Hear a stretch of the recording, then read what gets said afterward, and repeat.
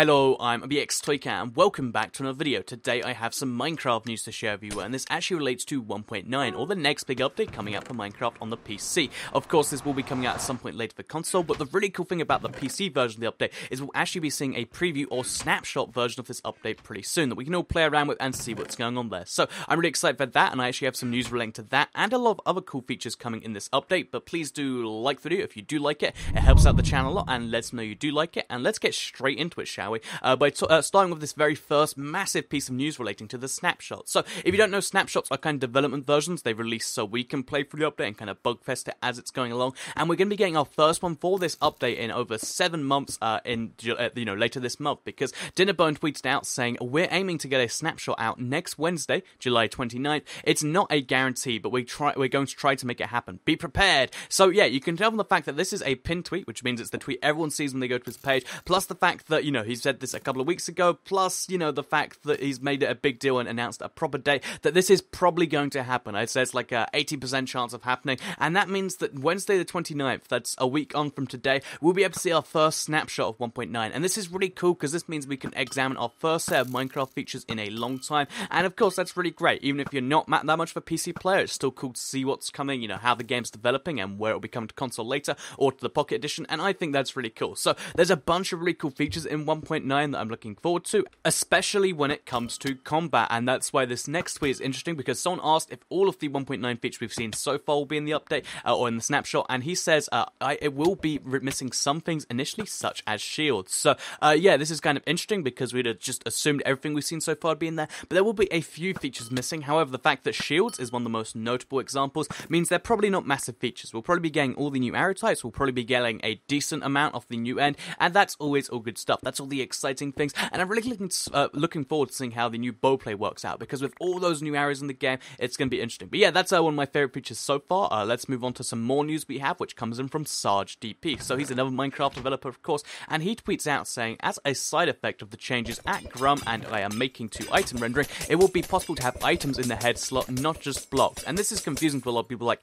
why would you want to have items in there? So, if you want to have a furnace in there, could you? And, in response to that, about a day later, Grum, the guy's working with, said, nothing new to see here. These helpers are helping me willingly, really. And then he tweets out this screenshot. So, as you can see in this one, as well as all the zombies being able to dual wield and dual wielding a bunch of different things from, diamond blocks to chest to all this sort of stuff, you can actually see that a lot of them in their head slot, they actually have, blocks like the crafting table, the furnace, the dirt block. And this is a pretty cool thing. So I imagine this will be a new kind of rare attribute system. I don't imagine regular players will be able to put a diamond block on their head, but I think it'd be pretty cool just to see every now and then, like a 1% chance for a zombie spawning with something weird like this, because, look how cool some of these combinations look. Like the zombie with the jack-o'-lantern in his head, and look how happy he looks. That's my favourite one, back there in the background. If you look around here, you can see a bunch more things, and I do like, a lot of the possibilities of dual wielding, so yeah, I'm curious to see how this plays out into the actual game, but they clearly have some intent for this. I can't work out what, but whatever it is, it looks cool so far, and I'm kind of excited for it. So yeah, that's all for that one, but let's move on to some more Minecraft 1.9 news. Yes, there's a lot of this stuff, because they're all very active, which comes in from Dinnerbone, as does like 80% of the news, and he says,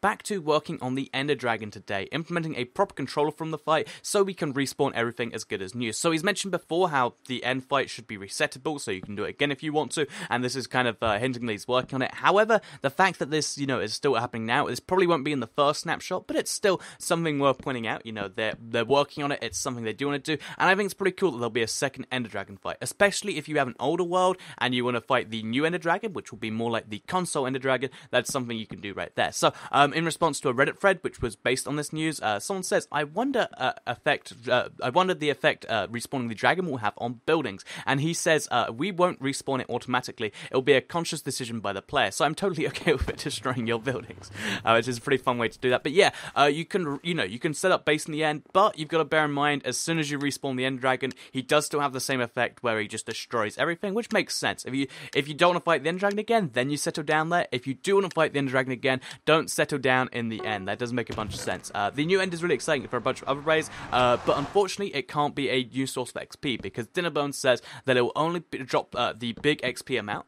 I think it's 72 levels, or like it's some ridiculous amount of XP, like 20,000. It'll only drop that amount the first time you kill it. So you can't just farm the Ender Dragon. As cool as that would be, I think that'd be one of the best XP farms of the game. Unfortunately, you won't be able to do that, and I think for balance reasons, you kind of have to do that. Maybe it could get smaller after each time. Like maybe it gives you like, I don't know, 5 levels each time after that. Just an idea, but yeah, unfortunately, it's not going to give you 72 levels of XP. That seems like a bit too much, and I kind of agree with that one. So I hope you did enjoy today's video. If you did like it, please do like it and let me know. It helps out the channel a lot and lets me know you do like it. Otherwise, share the video if you really liked it, and subscribe if you're new around here. I make videos like this every single day on my channel, and if you want to see them daily on your homepage, you can press subscribe and you'll see them daily on your homepage. So thank you for watching the video, and I'll see you all in the next one. Goodbye.